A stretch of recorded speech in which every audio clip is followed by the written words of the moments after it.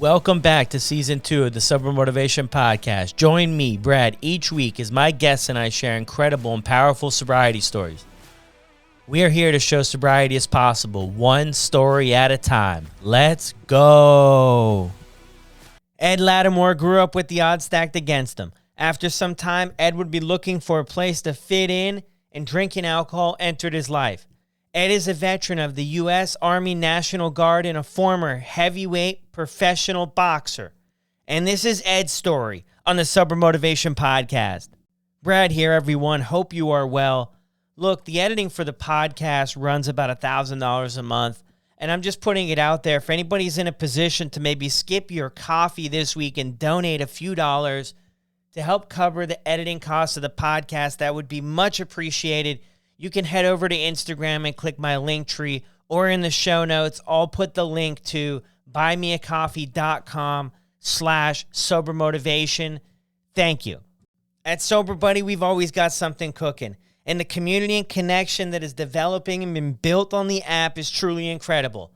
If you feel like you're doing this whole recovery journey alone, download the Sober Buddy app, yoursoberbuddy.com, or head over to your favorite app store and download the app today. There is an incredible community over there waiting for you. You can join one of 10 live hosted support groups per week, and there is also 4 member-led meetups on the weekends.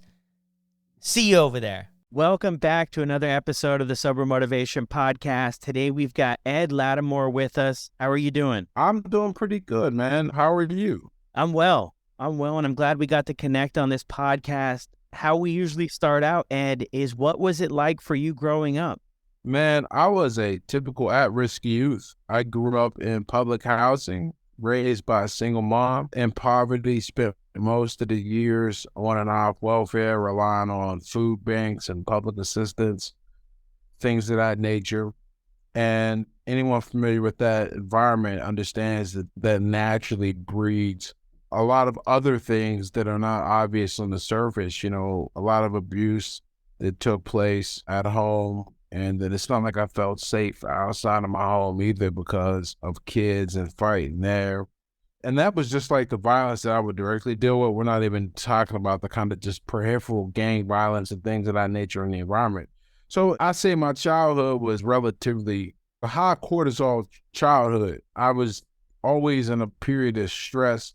And as I look back, probably like PTSD kind of, like if you look up the ACE scores, the adverse childhood experiences, man, I had all of those things. And what do we know about people in prison? Thank goodness I didn't get arrested, but a lot of people with addiction, they had a lot of adverse childhood events, and I had all of them. And that's what growing up was like for me in a nutshell.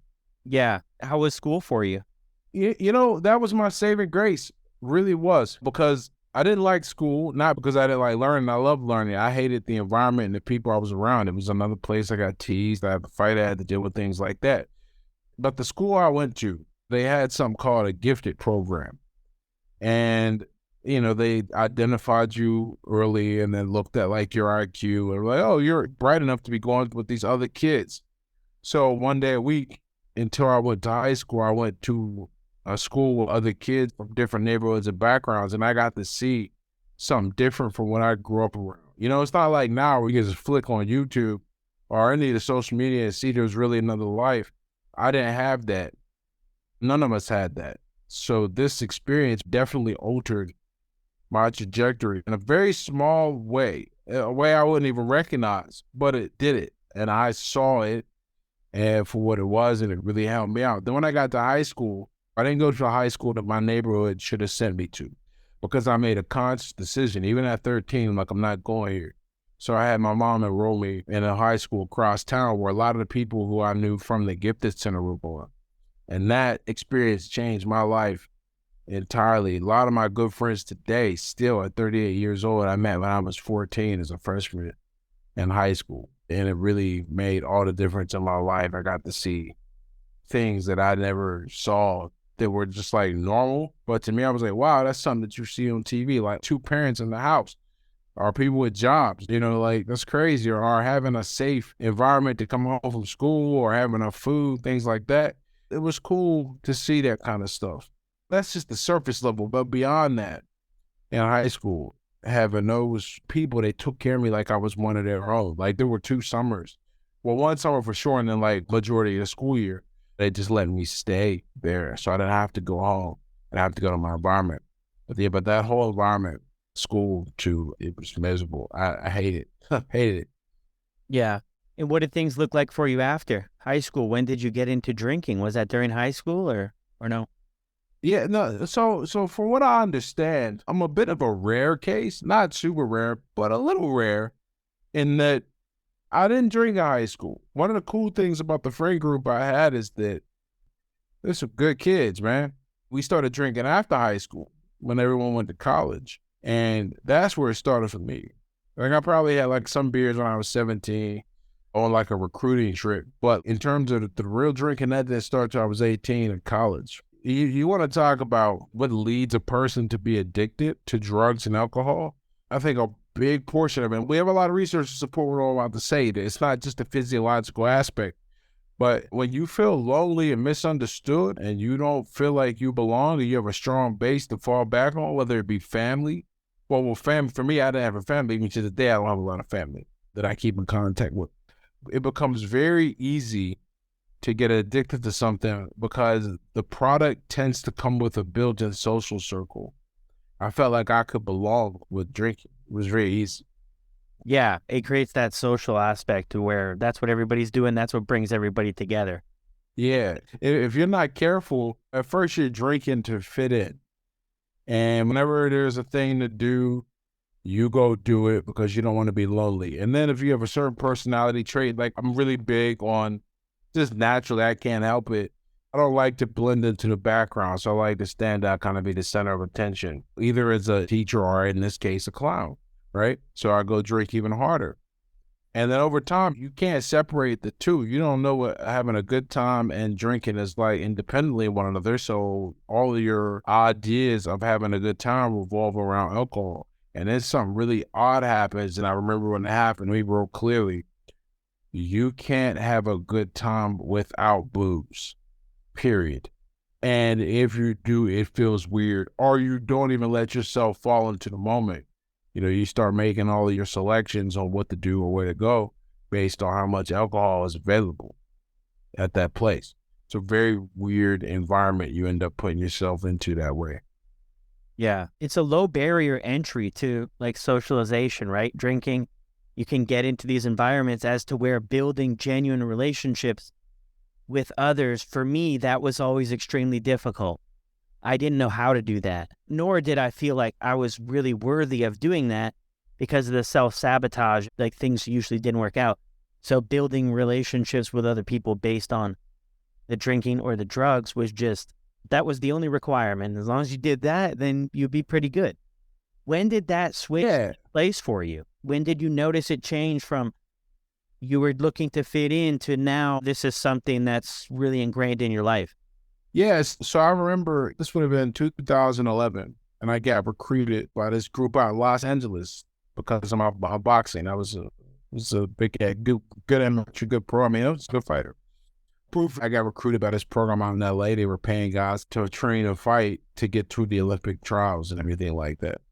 And I remember it was a real sudden move, and I didn't know anyone. We were in Carson, California. Anyone listening who understands Los Angeles, when I say Carson, I'm like, wow, people actually live there? Yeah, there's people down there.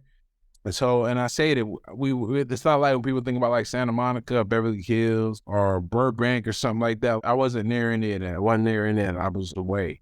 Wasn't even in Long Beach, just in the middle of nowhere. So I was lonely, and I didn't know how to make friends.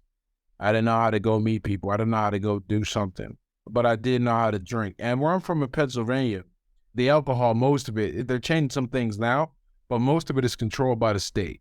So you got to go to a state store. That's what we call it. State store, liquor store, right? I didn't know, like in the other, there's only one other state like that, Utah, but in the other 48, you go to Target and get you a bottle of some Jim Beam or something like that. And there was a Target right across the street, so I would just go get booze, and that was my way of feeling happy because I wasn't happy. And I was trying to recreate this happiness, and it wasn't working. And that's when I knew there was a problem. So you were aware then that there was a problem That was in 2011. Oh, you know what's crazy? And I wonder how many addicts have a similar story. I've talked to enough about this particular aspect to know that I'm not alone. I just wonder how many there are like me. So I knew probably like 2008, 2009, I knew I was messed up. I knew that my relationship with alcohol had taken a dark path. And I knew it was no longer a relationship where I was the one directing things, if that makes sense. Yeah. It was the booze and it was my desire that was directing everything. And I didn't care. And so when I came to this realization for like 3-4 years after, I did these folk quit, I'm done, and then be back on the 30 days, or I'm going to be sober for a week, be back on, all stuff like that. I knew it. I didn't take action, but I knew there was something up. Now, whether I said I'm an alcoholic or not, I don't think I did that full-blown diagnosis, but I knew I wasn't drinking normally, and I couldn't, because of the way I think and the way I am, I couldn't attribute it to just being in my 20s. I couldn't do that because I saw people around me who, my peers, they weren't drinking like this.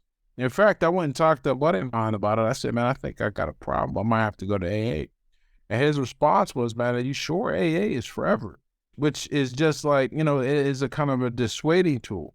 And what he was saying was he didn't understand how I could think that me drinking this way was a problem. So clearly I was just diagnosing things are wrong. I think that's one of the worst things you can do. For the record, just slightly related, if you think you have an issue, don't go to your friends you drink with and ask their perspective. No matter how much control you think they have, how much you think they have your best interest at heart, can't get their opinion. Because what they're going to have to do if they say you have a problem, that's going to force them to, at the very least, consider themselves as an enabler. If not, go, wow, do I have a problem too? Most people are ready for that level of self-reflection. Yeah, that's a powerful thing too, because a lot of people I hear, their parents or other people in their lives are wondering and questioning, what do you mean you have to quit drinking? Like, what, just cut back, just moderate. It just seems like a very common thing that other people are saying. And that's one of the things I mentioned is like, maybe, yeah, if they're saying like, oh yeah, you're right, there's a big problem, and they drink as much as you drink, that puts them in a little bit of a shaky spot to say, well, where do I land? And like you said, people are more times than not willing to go there to do that reflection. Yeah, it's a funny thing. Whenever I talk to people who are like on the fence, one of the things I say, I remind them of is like, you can't use your friends as a gauge. You cannot do it because either they are just like you and that's why you're friends, or they don't know how different they are from you. And you kind of by definition don't know how different you are from them. So you're using them as a frame of reference doesn't tell you anything. You don't even have to drink as much as them, okay? Because there's more than one way to have a problem with alcohol. And one of the big ways that I find young people afflicted by is alcohol gets in the way of their ability to achieve their goal. Imagine this, like no one ever sees you drunk and you're never really drunk except, the night for a big presentation at work or for a big date or something like that. And you want to have a good relationship. You want to get a good promotion, but not only do you mess it up, you knock yourself backwards. I'd say you have a problem. It's a big one. You don't know how to handle stress without alcohol. And to everyone else, it might just seem weird. Or it might just seem like even a cute quirk, but they don't have to live your life. And that's the hardest thing for a lot of people to get is that at the end of the day, your friends don't live your life. And when I finally made the real commitment to get sober, on my first day of sobriety was December 23rd, 2013. I remember exactly what I did because I was afraid of this. I went to an AA meeting, came out, and I texted all my 5 closest friends and I said, look, man, I have a problem and I got to stop drinking. And I understand if you guys don't want to kick it with me anymore, but I got to do this for me. Because I was worried my friends won't want to be my friends, which I think I don't think it's a valid concern if you have good friends, but it is a sensible one. Like all you've been doing is drinking, even though we were friends before alcohol, since I was cutting out what was a significant portion of our life and kind of indicting myself, I could see that, but they weren't worried. They were all very supportive. But I could only do this whether they had my support or they gave me support or not. I could only do this if I was like, all right, I have to do this for my life. I got to live this life. Yeah, no, so powerful and so true. So what was it like for you? What was a day in the life like for Ed? Because you're doing boxing. How did that play out? How did that pan out in California? So in terms of the boxing, man, I probably had so a little not completely off topic, but just to put things in perspective. You know, when I got recruited, I had been fighting for 3 years and I had like 24 fights, man. I got 24 fights in my first 9 months out there. I mean, I really got a lot of experience and training, and it developed me sharply. I ended up winning a national title. I got a national ranking. It set the stage for everything I could do in my professional career. And I really took my athleticism, I think, to a level I may realistically never get to again. I'm just older now, but I wasn't particularly young then. I say all this to say that in the midst of all this, and I'm killing a bottle of wine and a fifth or a case like a day, something. We're highly functional. And no one really cares as long as you don't hurt anyone or you make people look bad. No one cares. So if I could go back, I look and go, well, God was making a lot of progress, but I was a highly functional alcoholic, man. And in the pure sense of the word, I just wrote an article about this, about like how do you know you're highly functional as an alcoholic. And people should look at you kind of in awe and be like, how are you doing all this and drinking like that? But the reality is, burning a candle at both ends makes it extinguish at least twice as fast. Or are you not even extinguished, man? It gets used up. There's not even going to be a candle left. That was like there. And then when I came back, I was doing things like I started moving my practice schedule around so I could go drink. I showed up to practice a few times drinking. I had a part-time job. I would drink in between on the shift or beforehand. It became my way to get through the day. It wasn't even just this thing anymore. It was like, oh, I got to drink. I got to go do something to operate and to move. And I had like this weird FOMO, like, what am I really missing out on? Feeling a little drunk, having some cool stories, I don't know. But yeah, that was really what it was like. I wanted to just drink all the time. And it really became this thing that I had to do to live normally. I put normally in air quotes. It's a podcast, people can see. But live normally, move through the world, function right, all that good stuff. Yeah. How did your relationships look like with other people at this time? Like when man, God bless my friends, my good ones, because you put stress on a relationship. And maybe they'll never admit it, but I know how I behave. I know it's hard. I mean, I lost some friends. None of my good long-term friends, because I didn't do anything that crazy. The long friends you have, but the more lenient they'll be. And one thing I've also found, this is key for anyone listening, as long as you don't kill somebody, if you get in front of your problems before they cause a big problem, people forgive a lot of shit because they'll see it was this and you got this thing under control and you're serious now. So I'm going to be 10 years this December. At 10 years, people see I'm serious. So they look and go, well, it was the booze doing that. It's crazy. But the relationships, they get strained. You can't have a functional relationship. I mean, I only wanted to socialize if there was alcohol. As simple as that. If there wasn't, what are we doing? Are we going to drink? And then on top of it, there's like the brainstorm fallout. There are the stupid risks you take. Your friends have to be like, I don't know how I feel about this, but I'm going to distance myself. Like a lot of the driving I did under the influence, it was a stupid thing to do. And I blame my friends for any of them had stopped associating with me. And then there's I didn't have any money to spend on. I always had money for booze. Couldn't quite get enough to get a place to live, but I could always find booze money, which is insane to me looking back. It's not like crack, but alcohol costs a bit, man. And you got to take the time and do it. My life was just sitting around chasing girls and drinking. And I'd use the former to really, I think, justify the latter, or maybe it's vice versa. But one of the things I also found was you can convince yourself of a lot. You can convince yourself to stay out and then party and you to think you're really social when the reality is you just want an excuse to drink. Once you take care of the drinking, man, it's amazing how introverted you become. Yeah, no, so true. Did you start to isolate towards the end or was it all a big party for you? So I got really fortunate. One of the things that helped me get sober, or made me realize I could do it sober is despite, what I consider to be a kind of a train wreck on my life, and despite the boxing success, I decided to enlist in the Army. And I enlisted because I realized that I needed resources to go back to school. All right. And when I enlisted, that wasn't the goal to get sober. The goal was to go back to school.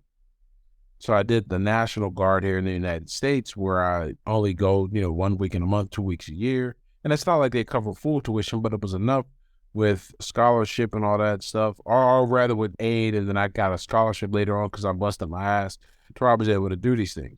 But when you enlist, you go away for basic training. That's 10 weeks. So from June 4th to like August 13th, basic training in the middle of a hot Fort Leonard Wood, Missouri. And then I went to AIT in Fort Lee, Virginia for 22 more weeks. So at this point, what is that, 10, 22? That's 32 weeks without booze, without alcohol. And I was thinking about it, and then I stopped thinking about it, and then I started thinking about it again when I realized when you go to AIT, you have a little more privileges. You still can't be drinking. Like, it's a big deal. Snuck off base one time. Why did it sneak off? I got a pass to go, but I snuck to the liquor store because if they catch you in the liquor store, you're in bad shape. So I snuck and then poured some booze into a Diet Coke while I was watching Bad Grandpa. I was from Bad Grandpa and just dropped from the Jackass Boys. And then I sat there thinking, I was like, wow, man, I might have an issue, but it's all good. I went home and then went out, partied and drank and pissed some people off and woke up. I didn't know how I got where I got. I just knew I drove there. And then I was like, wait, this is bad news. And then I thought about it. It was easier this time. It was easy to stay sober, really make the commitment because I had goals. And I think before that was something I was missing when I tried to get sober. I was like, let me stop drinking. This time it was like, let me stop drinking because I just turned pro. I just joined the Army. I just enrolled in school and I just met the woman now who's the mother of my son, this was 10 years ago. So I said, let me do all this. I had a goal. I had a thing I was striving toward. In fact, I still had to trick myself. Here's how crazy this shit is. I had to trick myself. I said, we're going to be sober until, and it was like, I think it was like write a book, graduate from college, or win a title. But after a year, I was like, I'm never going back. Because all it took was a year of this focused effort and becoming a person to be respected and being able to respect myself. I was just like, why would I ever go back to that person? I hate that person. When I look at it, and I was talking to a friend, and she hates that I call that person the loser who I was. And I'm like, you're one of those people I drank with. You don't understand. You don't get it. Because for you to accept that, you got to accept some things by yourself because you was hanging out with me. So. Yeah. So did something specific happen on December 23rd? Nothing out of the ordinary. I mean, other than the morning of waking up and not know how I got where I got, but that was nothing new, the drunk life at Latimore. But I think I finally had something to lose. When you have something to lose, you just make decisions differently. There's also one of the reasons why I think one of the things that really matures men is having kids, because now you have something to lose. Even if you're a piece of shit, you have something that you can really focus on growing and developing. But I finally had something to lose. I didn't have anything to lose all those times before. And I saw how that got in the way of what could potentially be in my life, I don't know, for once. And that's what helped me stick. You know what I like in it too? It's like that scene in The Matrix when they're taking Neo to meet Morpheus. And he's like, nah, I'm not doing this. And he tries to get out the car and run. And Trinity stops him. And she's like, you don't want to go down that road, Neo. And he's like, why? And she's like, because you know where that road goes. You've been there before and you don't want to be there. And I feel like I had that peak. I had tried a bunch of things in my life. Boxing was by far my most successful venture. But I had tried and failed on a few things in my life before, and it had really taken a toll on, I think, what I thought I was capable of accomplishing. But once I sat and looked at everything through the lens of alcohol, and this is what the real issue is, I said, okay, we're going to get rid of booze and see if it's a big deal now. Yeah. What I can do. And it made a difference. Yeah, well, yeah, for sure. Definitely seeing what you do over the years. Yeah, I can see it's made a huge difference. I had this thought a while back too, because a lot of us did the DARE program, right? So the DARE program and the Say No to... Yeah, the old DARE program. Yeah. So we had these models. They're I call them like a scared straight type deal, a little bit of information, but scare us straight because this stuff's going to ruin our life. I had this idea, and I'm hearing a little bit about, maybe it played a part in your story, is when I reflect back to when I started all this stuff, there was a whole bunch of things, but one of the pieces of the puzzle is I had no purpose in life. Even as, young, right? Nobody gave me a purpose. Nobody asked for my opinion. I never felt validated in that way, like anything I thought ever mattered. I was just constantly in trouble. And I'm wondering if we went back to the high schools and we built a program or some way, somehow, to give people a purpose that come from these situations and stuff.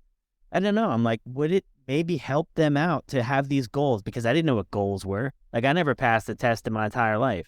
So goals, and I had no idea. And I feel like throughout my journey in education, which 12 years or whatever of school, I never heard about setting goals or how to set goals or what's important in life. I'm always curious about that. Yeah, I think we are goal-seeking organisms. I think we decide we want to do something and we get after it and try and do it.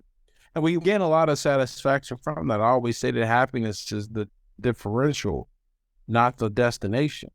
It's not getting to a place. It's not the arrival at a place. It's getting to it that makes the difference in how you feel. But if you don't have a place to go, you'll find one. That's how it is. It's like a father figure. We all need a father figure. And if you don't have your father around, you'll find a father figure. And you might find one that ain't got your best interests at heart. That's how street gangs work. So if you don't have things you're trying to accomplish, the goals you're trying to reach, levels you're trying to ascend, personal records you're trying to shatter, whatever, something that has an outcome to it, or a measurable outcome where you go, okay, I either made it or I didn't, then I think you're going to find yourself in a state of mental health.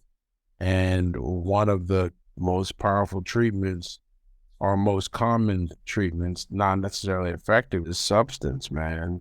I always say that it's hard to tell the difference between being liked and being respected if you're not used to either. And when you're trying to become, it's like that socialization part. It's like you said, a low barrier entry to a social circle. Being liked, being funny, being the clown, right? Being the guy to drink, being the guy to party with. The high barrier is being the person that people learn from, that offer advice, that inspires, that motivates, that people respect. That's harder. It's a lot harder. It takes more time, and it is not as easy. But I think it shields you from a lot of the BS that comes with all of the cheap gold, which is, I think it's cheap gold, man. Being like fool's gold, as they call it, right? Being like, chase that, you end up becoming an addict or something like that, man. Yeah, actually, yeah, I'm with you on that, because that was a lot easier for me as being sort of an outcast and then getting into these social circles. But the other part there you mentioned about being somebody that people look up to, that I never could have imagined, because that requires action for me to be doing the right thing. And I'm like, man, when I was 18, 19, 20, I was doing everything but that. But I can see that as taking baby steps towards that. I definitely see as being very, very beneficial. And it feels the same but better. Like, it's not even a comparison, really. It just is, for whatever reason, I compare them because they're both about the external appraisal of you, right? But they couldn't be, in reality, any different than hate and love. Like, they're both external appraisals, so we put them in the same category, but they're not the same emotion. Like and respect stem from two different things entirely. Like, I'd much rather a person contact me once a year because they need to hear my advice and guidance than want to spend. They're like, oh, where you at? Why haven't you called me? Why have we hung out? Why have I heard from you? Like, man, like, if I hear from you every day, that means you don't think that what I'm doing in my life is worthwhile enough just that I'm going to be available. I think people have a very twisted when they look at what you should be aiming towards in this respect, and you should be aiming to be seen as someone to emulate. And the only way to do that is to accomplish things, and that requires having goals. And if you don't have any goals, you'll try and accomplish, what you'll try and do is you'll just try and feel good. That's it. You'll try and feel good, which is what people do. They're like, oh man, I want to be happy, I want to feel good. Like, nah, That shit is nice, but it's a lot better if it's a side effect of wanting to be impactful, wanting to be meaningful, wanting to make a difference, wanting to develop a skill and hold yourself to a higher standard. You don't do it for the other people, you do it for yourself. It just so happens that other people take notice and admire. Right. Yeah, exactly. Yeah, no, I mean, that's a great thing is to have the goals. Yeah, because if you don't have any, you just kind of aimlessly wander. And then, of course, I mean, substances, alcohol, drugs are going to fill that, do a great job at first to fill that void for you, to give you some sort of purpose and all that stuff. So, did you do any programs, treatment, fellowships, anything like that? Nah, man, you know what? I went to one AA meeting and then I said, it's funny, man. I was like, oh, I'm not like these people. I have a problem, but I'm not like these people. Yeah. And so I didn't go there anymore for like 4 years. And I went back, a guy contacted me online and was like, the stuff you put out has really helped me with my sobriety. I'd love to see you get your chip. So we went to a meeting a year before. But I didn't really do anything. I had everything in place. Now, I think the 12 steps is a really magical thing. I absolutely think so, because a lot of the work I did on my own mirrors the 12 steps directly. Because the program, as I understand the program now, I don't think the program is about getting you to stop drinking. It's about putting all of those pieces in place, and the natural benefit of, if you follow through, is that you'll go, wow, I don't need this at all, because, while some people can enjoy a drink, the value they get from it exceeds the cost. For people like us, the cost exceeds the value, but you keep spending on it because you don't realize there's another way. You don't understand why. And even if you understand why, you're not ready to deal with the world in the aftermath of everything you did while under the influence. One of the big things I talk about, and then this is something that I think the 12 steps handles well enough. I always talk about how you're going to have to learn to live with guilt. That doesn't mean it won't go away, or it does mean it won't go away. That doesn't mean it's got to run you or rule your life. But, that guilt is a powerful thing, because anytime you might think about getting drunk, you think about how much of a fool you were. And then I think you feel it. And then you go and you contact. I wrote, when I was writing sober letters for my drunken self, I think I wrote 5 people, because I was just remembering all this stuff. And I was like, I really got to apologize for my behavior, XYZ. I didn't mention that it was like, I didn't say because I was drinking. I said, my behavior was completely unacceptable, and I've been working real hard towards being a better person.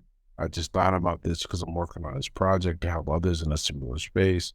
No need for a response, but I'm just letting you know that I recognize that I was fucked up and you was not in the wrong in any way, shape, or form. And you recognizing that in me helped me get sober, whether you know it or not. And that's very similar to, like, make amends kind of deal. But you don't do it to restore the relationship. You do it to own you. You got to own that shit. So because of the way I naturally think and went about everything, I didn't go into a program or anything like that. Obviously, they are good and they do great work, and perhaps different me in a different life did do them. I just didn't do one this time around myself. But as I studied the literature, I realized a lot of what I did almost exactly mirrors it. Funny how that works. Yeah, the fundamentals you still put in place without knowing it at the time. The things for change, right? Might not have known what it was, that it was like in line with what was being taught there. Yeah, that's incredible. So if somebody's listening to the show here and they're struggling to get or stay sober, what advice would you have from your experience for them? I would say 2 things. One easy, one hard. Get the easy one first. The easy one is you got to find something to replace drinking. It ain't got to be complicated, but it should put you around other people, because, obviously they exist, but I find that most of us who drink, there's a heavy social and ritual element to it. So you need to find something social, ritualistic. You ain't got to be a pro at it, but you probably should pick it up. Go learn, pick up basketball, or join the chess league, or take a class, or volunteer. I don't care what you do, but you need something to start getting feelings of non-alcohol based feelings of belonging. All right. That's the easy one. And the hard one, and I used to think you could avoid this, but the more I learn, the more I'm convinced you can't. You're probably going to have to modify your social circle at the very least heavily, sometimes wipe it out entirely. And you'll have to do that for a short while. Maybe not forever if you really want to be friends with them, but you may, once you really got over that hump, you'll be like, wow, well, I was even hanging out with these people. So you don't know. But you got to do that. You have to do it because I consider sobriety a habit, just like alcoholism. Sobriety is a habit. And when you're building that habit, you need to give that habit enough room to grow without obstruction. It's not like it doesn't develop well in stress. It's not one of those things, right? It's not like a muscle. You got to push it against it, break it down and challenge it, and it grows big and strong. Like, no, it just needs to be over time. You become that person who doesn't drink. All right. So if you hang around all the places you've been, with all the people you know, but now all of a sudden you don't drink, or what in your life has changed? Nothing. So it won't be long before you're like, this sobriety feels so incompatible with who you are and where you're at that you won't have a choice but to drink. Or you'll go, oh, what'll one hurt? And before you know it, it's what'll one more hurt? Well, you already have 4 shots. Oh, I'll try 5 and I'm done. You got to change your environment. You got to change your environment and get something to do. You pretty much got to build a whole new. I talk about this in my TED Talk about addiction and identity. And one of the challenges to getting sober and staying that way is it was part of your identity for so long. You're like, what am I going to do now? Well, that's what those 2 things do. You gut that old identity and you plug a new one in effect. And if you do that for 6 to 9 months, you do it right. You don't just go through the motions. You don't half-ass it, but you really lean into this new group, these new connections you have.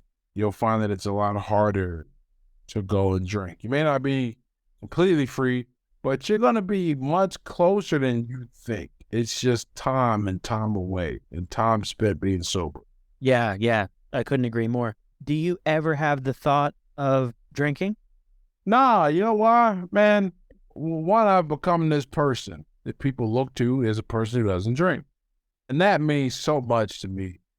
If I can save somebody from ruining their lives because I said some shit and they go, oh, this guy said it, he looked like me, got my background or whatever, because guys are the worst with this shit. If you look at a lot of you're in the sober space, there's not a lot of guys, and certainly not a lot of black guys either. So, no, that's not to say that everyone else can't learn from you or me. And I was never a representation guy. I'm still not really a representation guy. But I understand that for some people, that makes a difference. So I would never go back to drinking if for any other reason than now what I've become is something more than a guy who doesn't drink. I'm a guy you interview on a podcast. Right? There's a lot of sober people. I'm a guy who interviewed on a podcast. The guy who's giving a TED Talk about this. The guy who wrote a self-published book about it. We go, there's a lot of content on my site. There ain't any money. If there is, I haven't found it. We were talking about that before the show. There ain't any money in it. And if it's there, I haven't found it yet. This is my way of making sure that when I die, I didn't leave the planet in a worse state than I found it. I did my best, the best thing I could. And so I couldn't go back. On top of that, man, I'm kicking life's ass, man. That's the other thing. The people on the podcast, maybe they can hear I'm a little sick right now, but I was drinking. Who knows what my immune system or my physique would be? Who knows? But instead, man, I feel great, look great, not wasting money on the BS. I can focus on my all the things around me. I remember being consumed with drinking when I was at a social event. I never want to be that person again because the world is beautiful. And I get to really contribute to living it. There's so many there I could go on, man, but never going back. Yeah. And you know what? Let me scratch that. Here's one scenario I drink again. If NASA showed up and was like, yo, so we didn't get the technology in enough time. There's an Empire State Building size meteor coming. It's going to be here. Or on some don't look up type shit. It's going to be here in 3 months. Get your affairs in order. It don't matter because there won't be much left. Yeah, I'd probably go get a few bottles and chill. What else am I going to do? Yeah, that I don't know. Now, I think that's so important, though, is because over time we build up that barrier between us and the way things used to be. And the more stuff we put in between, then the less likely it is that we're just going to go back. And it just doesn't provide that value. And it all goes back to, I think, for your story, those goals, what you're after, what you're working towards. You're not willing to give all that up because ultimately that will happen. We have to be willing to give up where we're at, relationships, careers, how we feel about ourselves, to go back to something that literally doesn't work to help us get where. Yeah. But still, with even all of that said, it happens. It happens time and time again, right? It's an interesting thing. So I would put it out there for the listeners. If you're struggling with this loop, this hamster wheel of being on and being off, like maybe look at the two things there that Ed shared about. Are you changing your social circles and are you plugging into a more positive, productive community based on a hobby or a passion of yours? Because the alcohol really strips us of all of that stuff and it just becomes the number one. It becomes the main focus. Yeah, you become like everybody else. I think that's the worst part. I always had a little bit of that in me. I wanted to be different, but it's hard being different. Now I love it. But one of the things I think a lot of us do is we drink because there's safety in numbers, or so we believe. And there's safety in belonging to a crowd. I have a lot of criticism against the college university system. And one of them is that they promote that lifestyle. And they don't do it like, oh, go drink. They do it by the way socialization is set up and the insulation from the real world and not allowing bars to exist and not really dealing with the alcohol culture or the right way. It's weird. I have just a lot of thoughts on the university. I don't know how it is in Canada, man, but in the U.S., they were churning out more alcoholics and making them. I really think that a lot of kids are made into alcoholics, man. And don't even know it. Yeah.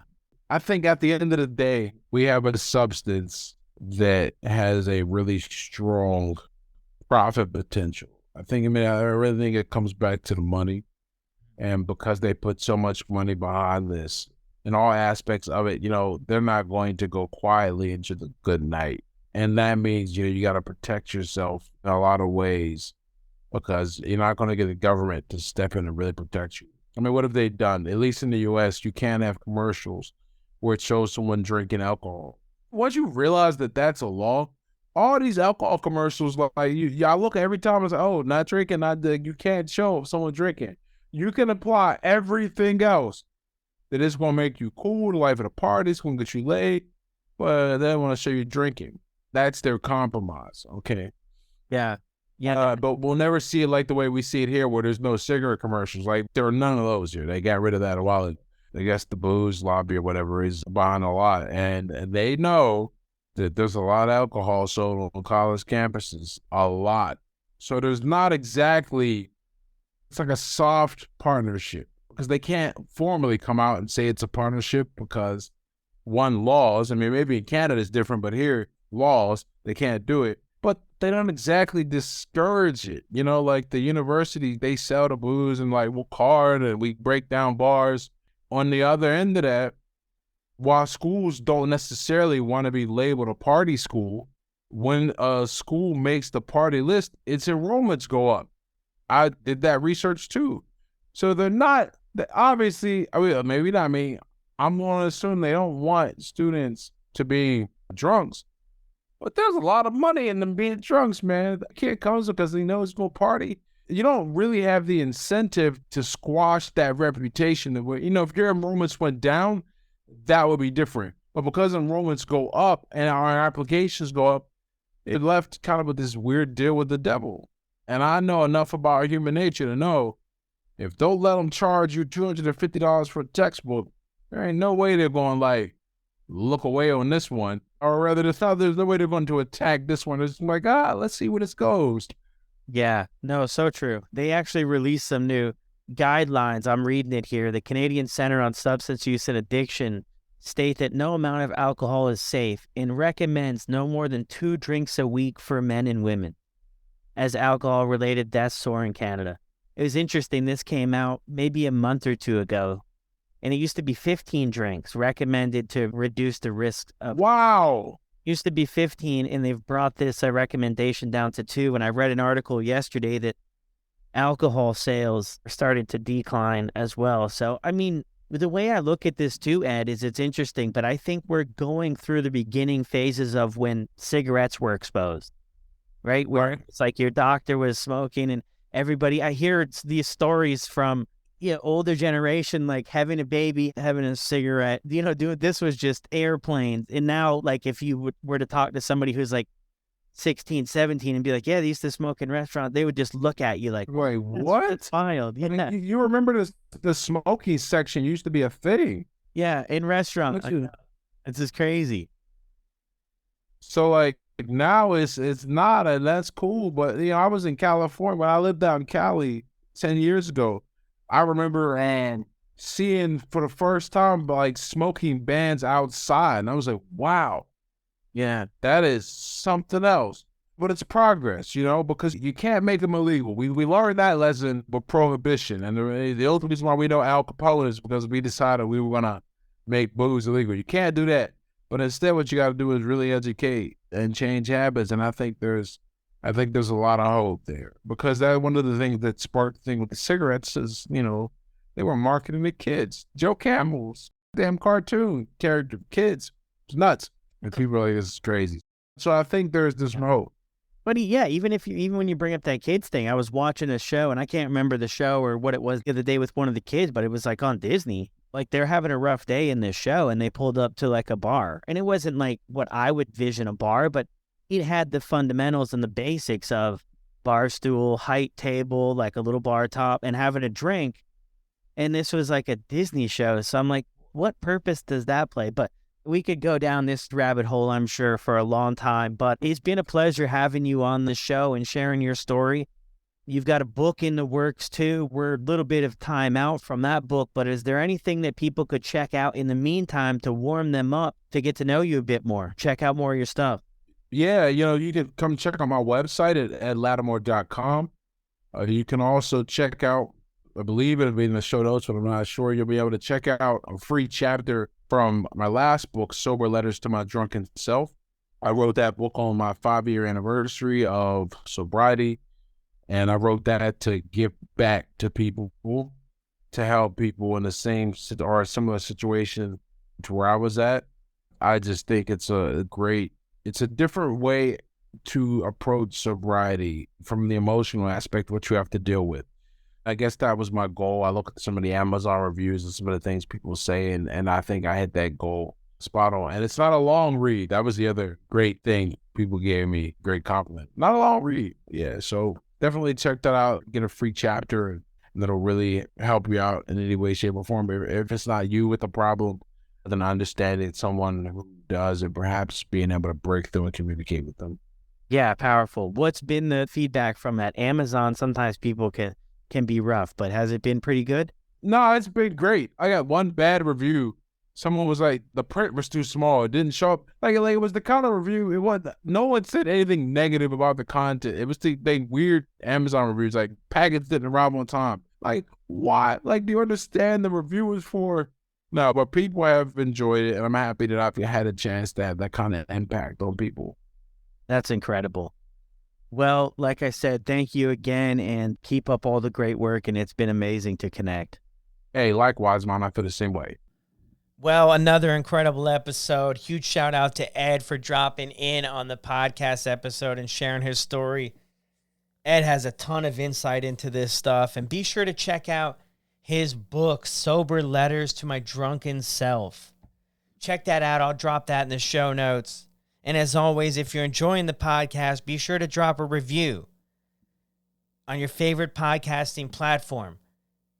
And if you have anything else, or I can do anything to help in between shows, feel free to send me a message over on Instagram @SoberMotivation. And I'll see you on the next one.